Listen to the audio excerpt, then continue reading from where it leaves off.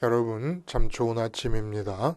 우리 2017년 9월 13일 수요일 말씀으로 드리는 오늘의 번제 같이 합니다.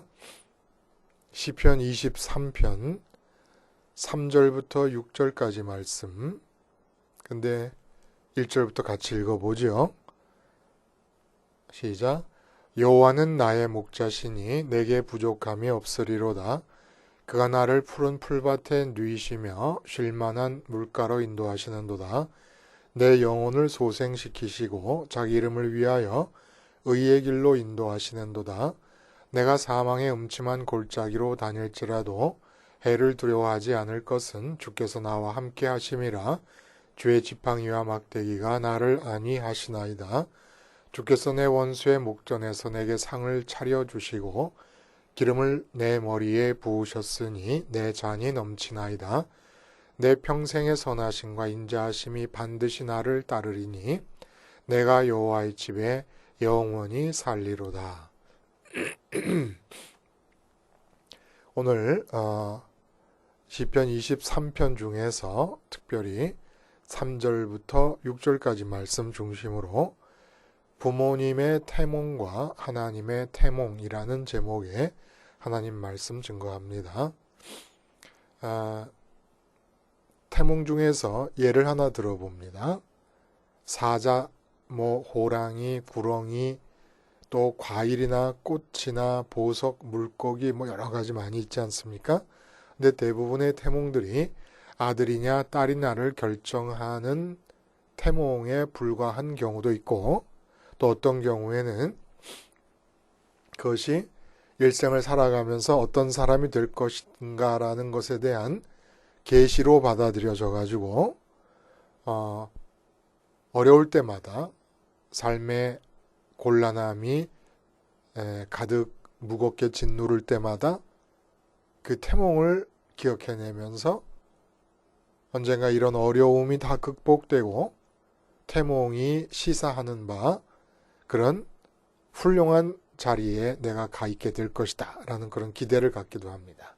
그래서 호랑이 태몽을 한번 예를 들어보면 호랑이도 여러 가지 양상으로 나타나지 않겠습니까? 단순히 집 안으로 호랑이가 들어온다. 그러면 그것만으로도 세상의 주목을 받고 권력자가 되고 큰 재물을 얻게 될 자녀를 낳을 꿈이다 라는 겁니다. 쭉 읽어보니까 다 비슷해요. 호랑이에게 이빨로 물려가는 꿈, 물리는 꿈, 호랑이가 와서 그냥 엄마나 아빠를 꿈에서 확 물어버렸습니다. 그럼 어떤 것이냐? 큰 사업가나 권력자가 되어 집안을 일으킬 인재가 태어난다. 또 비슷하죠. 근데 또 땅속에 묻혀있던 호랑이 머리를 파내는 꿈. 이런 꿈은 좀 섬찟하지 않겠습니까? 근데 대통령 같은 국가기관의 지도자 또는 어떤 아주 유수한 단체의 우두머리가 될 인재가 태어나서 권세와 명예를 얻게 됨을 상징한다는 겁니다. 좋지요? 이렇게 호랑이 머리 파내는 꿈 꾸고 자녀 한번 놔보면 좋겠어요. 혹은 2마리 호랑이 새끼를 한 번에 품 안에 안는 꿈. 이건 장차 커서 높은 지에 올라 부유하게 살 연년생 형제를 낳게 될 꿈이다. 호랑이 똥 속에서 투명하고 고운 옥이 나오는 꿈. 이거는 귀여운 딸을 낳게 될 꿈. 이게 좀 제일 시시해요. 이왕이면 고운 옥이 나왔으니까 딸이라도 해몽을 좀 이렇게 하면 좋지 않겠어요? 귀여운 딸을 낳게 될 꿈이다 하고 끝일 게 아니라 귀여운 딸이 자라서 호랑이 태몽을 꾸고 태어난 남자아이와 결혼할 꿈. 이러면 더 재밌을 것 같은데. 여러분, 하나님도 태몽이 있으십니다. 모든 특별히 선민들을 향한 하나님의 태몽이 양이었어요. 양. 일단 내가 하나님에 대해서 양이 될 때에 하나님이 나를 이 세상에서 이끌어 가시는 모습은 다양할 수 있습니다.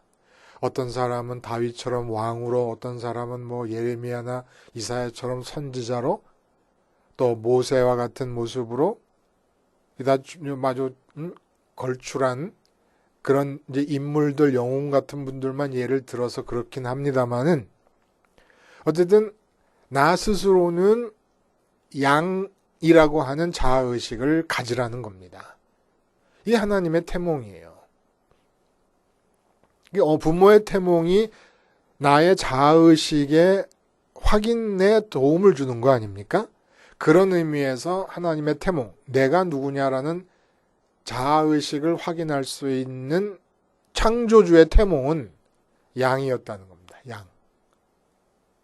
그리고 이 태몽을 따라서 부모의 태몽을 잊어버리고 하나님의 태몽인 양됨을 내가 자아의식으로 매 순간 회복하기만 하면 세상에서 말할 때 호랑이 태몽, 땅에 파묻혔던 호랑이 머리를 꺼낼 때의 태몽에 대한 그 해몽보다, 해몽이 현실이 된다 할지라도 그거보다 더 크고 더 엄청난 행복한 삶을 살 수가 있습니다. 그래서 이제는 당신 태몽이 뭡니까? 그러면 부모님의 태몽을 말씀하지 마시고 하나님이 나를 지으실 때의 태몽을 말씀하세요. 나는 양이다. 나는 양이다. 그래서 시편 23편에서 우리가 주의해야 될 점, 아니면 꼭 유념해서 읽어야 될 점은 1절입니다. 여호와는 나의 목자시니 내게 부족함이 없으리로다 그랬잖아요. 이 말씀과 동시에 내 마음속에서 같이 마음으로 진행되어야 될 말씀은 어떤 말씀이냐? 여호와는 나의 목자시니 내게 부족함이 없으리로다 라는 말을 입으로 외울 때 내 마음속에서는 나는 여호와의 양이니 내게 부족함이 없으리로다. 이 말이 함께 가야 된다는 겁니다. 나는 여호와의 양이니 내게 부족함이 없으리로다. 이 말을 잊어버리면 시편 23편을 제대로 이해할 수도 없어요. 그냥 우리는 막연하게 여호와가 나의 목자시니까 내게 부족함이 없다. 여호와가 목자니까 부족함이 있으면 좀 이상한 거죠.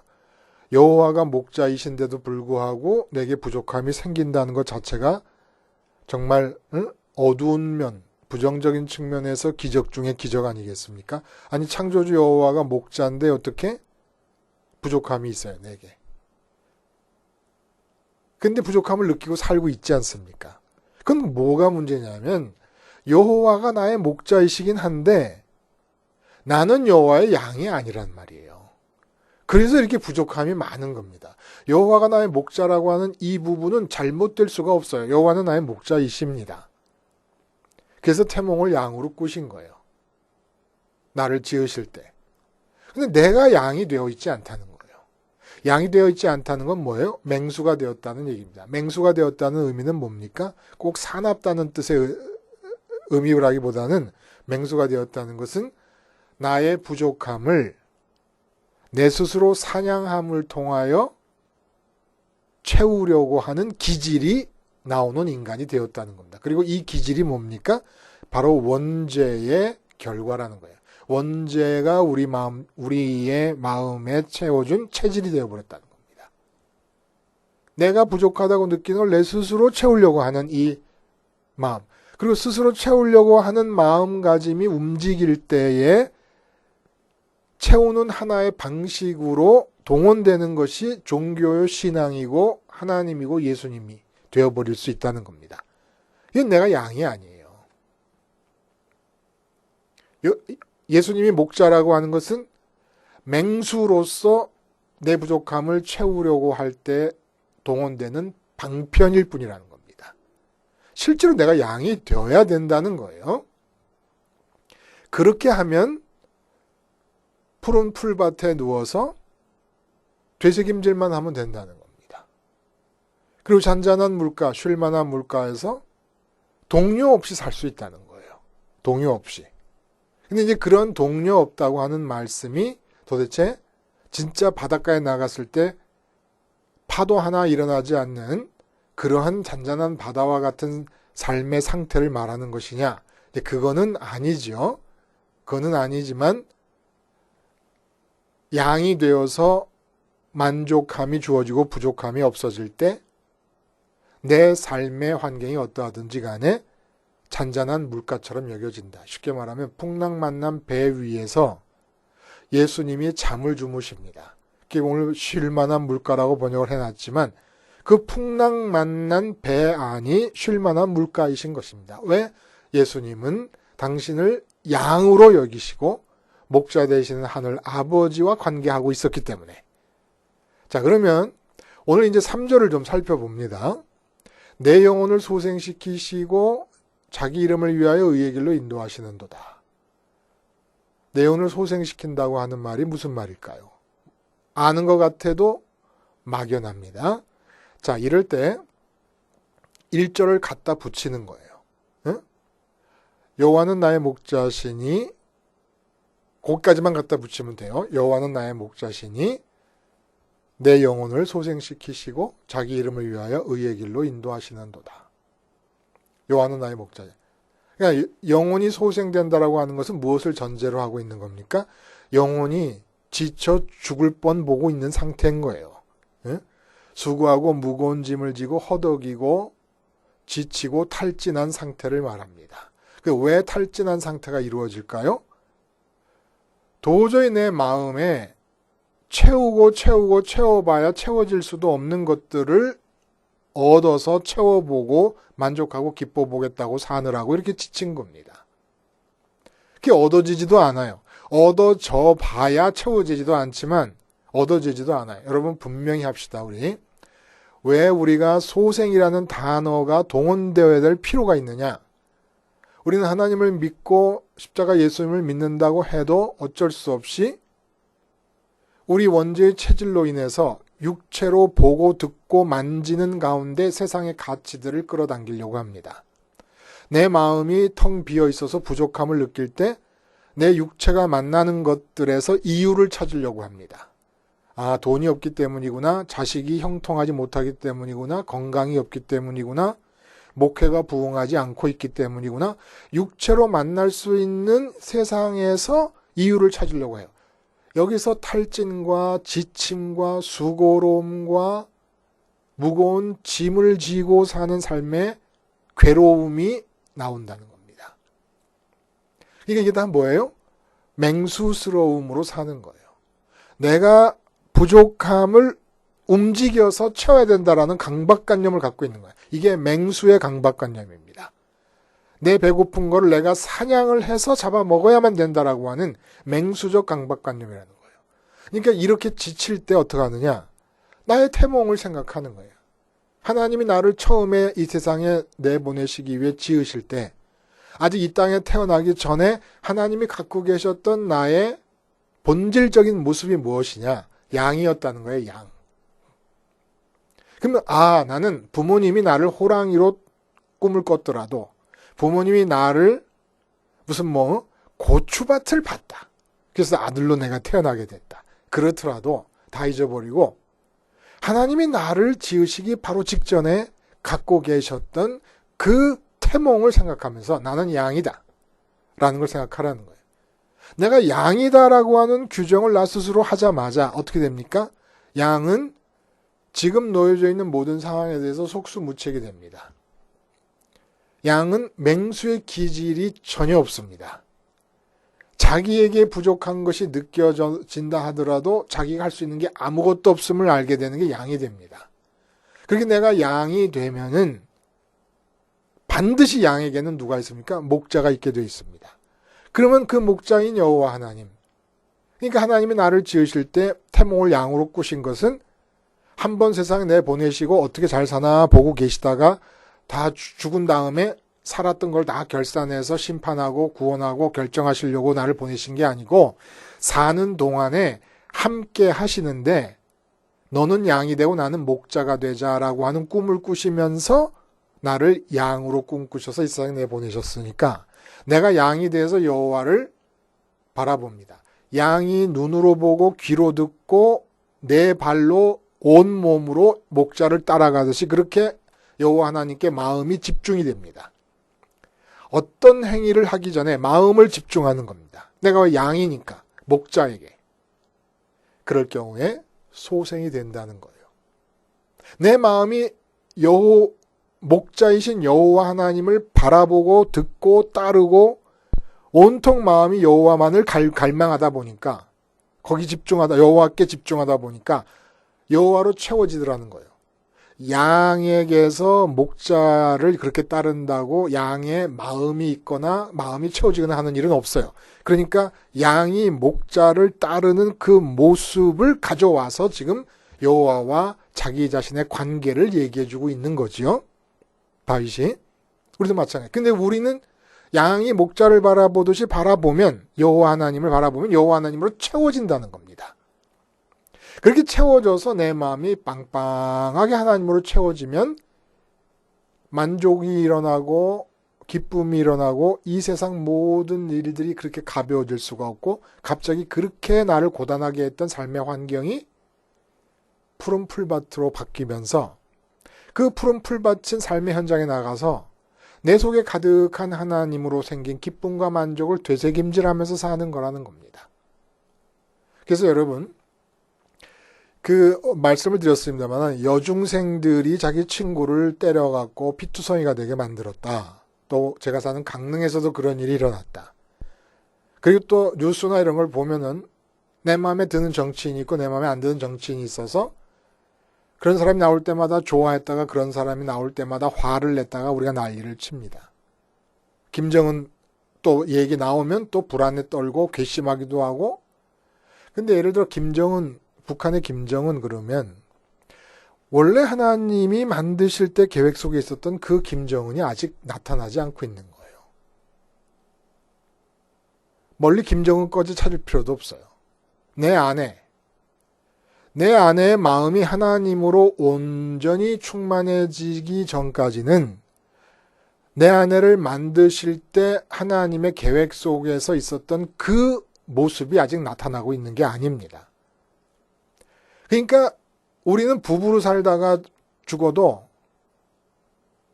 진짜 하나님이 계획하셨던 그 아내의 모습과 그 남편의 모습, 또 내 자식들도 마음이 하나님으로 차기 전까지는 본래 그 모습이 나타나지 않으니까 진짜 내 자식도 못 만난 채로 끝이 나버리는 경우가 대부분이라는 거예요. 이것은 마치 언젠가도 예를 들었습니다마는 우리 풍선 중에서 여러 가지 모양을 만들어 놓은 풍선이 있잖아요. 그러나 바람이 들어가서 풍선이 팽팽해져야 그 모습이 나타나지 않습니까? 그런 것과 마찬가지라는 거예요. 하나님은 영이시고 그 하나님이 영이시다라고 할 때 그 영은 루아크라고 부릅니다. 히브리어로. 근데 그 루아크가 바람을 가리켜요. 바람. 그러니까 영과 바람을 같은 단어를 썼어요. 그러니까 내 마음에 영이신 하나님이 풍선 안으로 바람이 들어가듯이 하나님이 들어오셔서 내 마음이 충만해질 때 본래 하나님이 계획하셨던 그 사람의 모습이 나타난다는 거예요. 이게 바로 내 영혼이 소생한다라고 하는 그런 의미라는 겁니다. 그러니까 지치고 힘들고 짜증나고 버거울 때 내 태몽이 양이구나. 양은 뭐 하는 거냐? 양은 절대로 푸른 풀밭을 꿈꾸지 않습니다. 푸른 풀밭을 꿈꾸고 있으니까 지금이 부족한 것으로 느껴지는 거예요. 내 스스로가 그렇게 꿈꾸고 있으니까. 양이 하는 거는 목자를 보는 거예요. 그 이사야에서 나온 대로 여호와를 앙망하는 자는 새 힘을 얻으리니 독수리 날개치며 올라감 같을 것이요 외양간에서 나온 송아지 같을 것이다. 에? 그 이유가 뭐예요? 그냥 앙망한다는 건 무슨 행동을 하라는 게 아니라 바라본다는 거예요. 왜 바라봐요? 양이 목자를 바라보듯이 바라보라는 겁니다. 그리고 나의 태몽은 하나님이 꾸신 태몽은 양이었으니까 양으로 돌아가라는 거예요. 왜 맹수로 살아가느냐 이겁니다. 맹수로 살려다 보니까 그렇게 지쳐버렸던 거죠. 그래서 그렇게 하나님으로 충만해지면 의의 길로 인도하시는데 하나님의 이름을 위하여 의의 길로.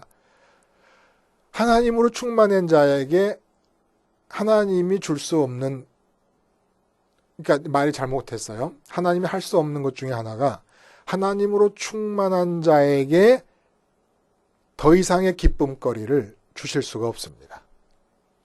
하나님이 못 하시는 거예요. 하나님에게도 불가능이 있으세요. 하나님으로 충만한 사람에게 이 세상에 있는 것들로 기뻐하도록 하기 위하여 뭔가를 더 준다는 게 불가능한 겁니다. 그러면 이제 이 사람이 이 세상에 존재해야 될 이유가 뭐예요? 오직 하나님의 이름이 조명을 받도록, 하나님의 이름에 대해서 스포트라이트가 되는 것만이 이 땅에 있는 남아서 생명이 존재하고 있는 이유라는 겁니다. 그렇게 하나님이 당신의 이름이 나를 통해서 드러나고 조명을 받을 수 있도록 내 삶을 인도하신다는 거예요. 이제 이 세상에서 내 삶은 나는 계속해서 영혼이 지칠 때마다 하나님이 꾸신 태몽이 양이라는 걸 기억해내고, 양이 할 수 있는 것, 이 세상에서 어떤 일이 일어날 거라는 걸 꿈꾸는 게 아니잖아요. 그건 목자가 하면 하더라도 나는 목자를 바라보는 겁니다. 그렇게 하다 보면은 하나님으로 채워지고, 그 목자를 바라보는 것이 뭐예요? 말씀을 듣는 것이고 기도를 하는 것이지요. 그게 마음이 채워지면 내 나머지 길은, 내가 지금 돈이 있든 없든 배웠든 못 배웠든 내가 몸에 병이 있건 건강하건 상관없이 그저 내 존재의 이유, 통째로 존재의 이유는 하나님의 이름이 드러나는 것을 위해서 하나님이 내 길을 인도하신다는 거예요. 거기에 무슨 특별한 기쁨이 없어요. 사명적 삶이 있죠. 기쁨은 되새김질하고 있는 거예요. 하나님으로 기쁜, 목자이신 여호와 하나님으로 배부른 상태에서 여호와 하나님으로 인한 기쁨과 만족을 되새김질하고 있는 거지요. 충분하고 이게 영원한 기쁨이기 때문에 사그라들지가 않는 기쁨입니다. 그리고 그 다음에 4절도 마찬가지예요, 여러분. 사망의 음침한 골짜기로 다닐지라도 해를 두려워하지 않아요. 또 주께서 내 원수의 목전에서 내게 상을 차려주신다. 이거 다 1절에 상반절 말씀을 붙여서 읽으라는 거예요. 여호와는 나의 목자시니 내가 사망의 음침한 골짜기로 다닐지라도 해를 두려워하지 않을 것이다. 이렇게 읽으라는 거야. 근데 여호와는 나의 목자신이라는 말에는 항상 마음속으로 뒤따라가는 말씀이 있다고 그랬죠. 뭐예요? 나는 여호와의 양이 오니 라는 말이 같이 들어가야 된다는 거예요. 그러니까 내가 사망의 음침한 골짜기에 빠졌다. 골짜기에 들어가 있다. 이때 사망의 음침한 골짜기라는 것은 내가 죽음의 위협을 느끼는 상황이라는 거 아닙니까? 위급한 상황이라는 거예요. 그리고 암울하고 절망스러운 상황이라는 겁니다. 예를 들어서 집안의 부모님이 치매에 걸렸다. 온 집안에 먹구름이 끼어요. 또 집안의 가족 중에 암이 걸렸다. 아니면 내가 암이 걸렸다. 암이라는 말이 이보다 더 사망의 음침한 골짜기가 있을 수 있을까요? 우리가 경험할 수 있는 것 중에. 아니면 남편이 40살 초반인데 회사에서 해고당했다.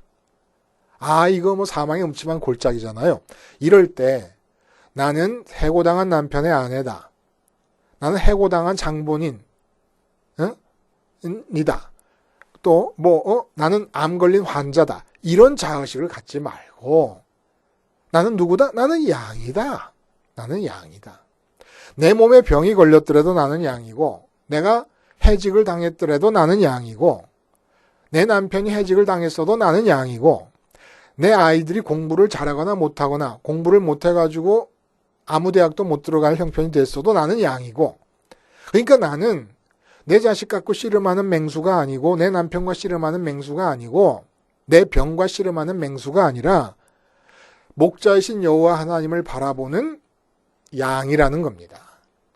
이 자의식을 잊지 말라는 거예요. 양은 아무것도 못해요. 양인 한. 그러나 양이 사자를 이기는 이유가 뭐예요? 다윗이 그랬잖아요. 사울 왕 앞에서 골리앗을 무찌를 때 자기의 어떤 가능성을 좀 공감해 주기를 바라면서 한 얘기가 뭐예요? 아니 곰이 양을 물고 가면 내 쫓아가서 이 곰의 때려 눕히고 양을 뺏어왔다. 사자가 물어가면 그랬다는 겁니다.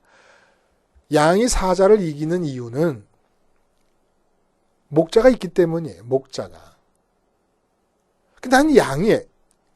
근데 하나님이 목자가 되어주시려면 맹수적 기질이 싹 사라져버려야 돼요. 내가 내 부족함을 판단하고 이게 부족하다. 이 부족함을 채우기 위해서 이렇게 행동해야 되겠다. 종교를 하나 선택해야 되겠다. 나는 기독교 해야지. 나는 삼박자 축복이라는 원리를 통해서 내가 느끼는 부족함을 채워야지. 이건 양이 아니잖아요. 사망의 음침한 골짜기나 원수가 살기등등한 시선으로 나를 째려보고 노려보고 있을 때 그 앞에서 원수와 마주대하면서 불꽃 튀는 시선에 눈싸움을 벌일 것이 아니라 기선제압을 위한 싸움을 할 게 아니라 나는 양이다 하고 팍 죽어버리라는 겁니다. 예? 원수를 등지고 나는 양이니까 원수 볼 게 아니라 누구 본다? 목자 본다. 그래서 내 태몽은 내 자아의식을 결정해주는 나의 태몽은 하나님이 꾸신 것이고 그 하나님이 꾸신 태몽이 양이기 때문에 내 영혼이 지쳐서 바닥에 가라앉았을 때든지 사망의 음침한 골짜기를 갈 때든지 원수가 나를 죽이려고 살기 등등해서 기세를 부릴 때든지 양됨을 회복하라는 거예요. 양됨을. 그래서 예수님께서 내가 세상 끝날까지 너희와 항상 함께 있으리라 그러셨잖아요. 그 말씀 전에 마태복음 10장에는 내가 너희를 세상에 보냄이 양을 이리 가운데 보낸과 같도다 말씀을 하십니다. 근데 양을 이리 가운데 보내는 어리석음을 왜 이렇게 당당하게 말씀하실까요? 양을 이리 가운데 보내면 그냥 죽어요. 100% 죽어요. 근데 이리들이 둘러싸고 있을 때 어떡하라? 끝까지 양으로 남아 있어라. 너희가 이리가 둘러쌀 때 이리를 이기겠다고 사자가 되버리면 안 되는 일이 내가 너희의 목자가 될 수 없다는 겁니다. 그렇잖아요?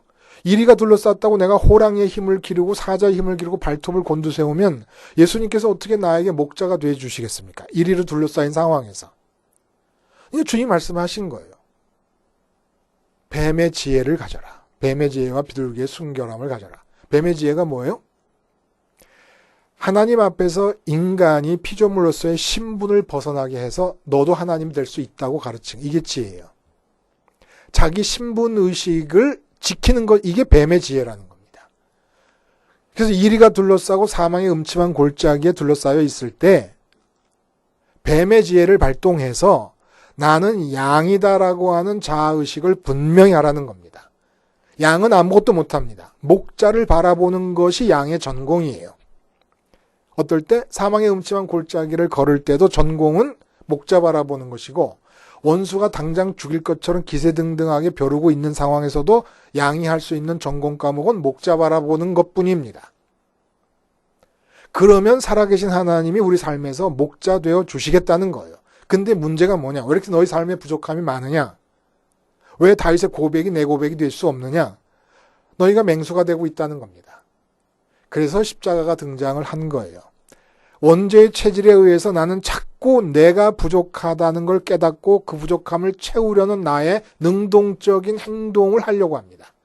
맹수적 체질이 발동합니다. 그럴 때마다 십자가에서 죽으라는 얘기예요. 십자가에서 죽어서 양이 속수무책인 상태로 되라는 겁니다. 그리고 주님이 부활하시고 승천하신 그 주님의 길을 따라서 마음의 시선을 하늘로 향하여 하나님 아버지만을 바라보라는 거예요. 주님 따라가서. 바라보는 것만 하라는 겁니다. 그렇게. 십자가에서 세상을 향하여 맹수 체질이 나올 때 맹수 체질인 내가 죽어버리고 그리고 하늘로 올라가신 주님 따라 내 마음의 시선을 앙망하면서 여호와를 앙망하면서 주님 붙잡고 여호와를 앙망하라는 거예요. 주님 붙잡지 않으면 맹수 체질이 죽지 않아요. 그래서 맹수로서 심지어는 주님까지도 부리는 사람이 되어버리려고 합니다. 그게 안 된다는 거예요. 그래서 여호와를 앙망만 하면, 주님 안에서 앙망만 하면, 주님 붙잡고 앙망만 하면 다윗의 시편 23편이 여러분의 노래가 될 수 있다는 겁니다. 그대로. 그냥 다윗의 23편이 그냥 멋있어서 외우는 게 아니라 삶의 한순간 한순간을 시편 23편의 고백으로 꽉꽉 한 땀 한 땀 채워나갈 수가 있다는 거예요. 십자가 생활화로 맹수 체질 죽이고 하나님의 태몽대로 양이 되기만 하면 기가 막힌 거 아닙니까? 기도하시겠습니다. 하나님 아버지, 하나님의 태몽을 잊지 말고 양되기 위하여 오늘도 생의 한 땀 한 땀을 십자가 생활화로 이어나가는 동안에 맹수 체질이 죽고 진정한 양됨으로 살아계신 하나님이 목자 되셔서 내 삶에 오셔 이끌어 가시는 것을 눈으로, 귀로, 온 몸으로 마음으로 체험할 수 있게 해 주시옵소서. 예수님의 이름으로 기도하옵나이다. 아멘.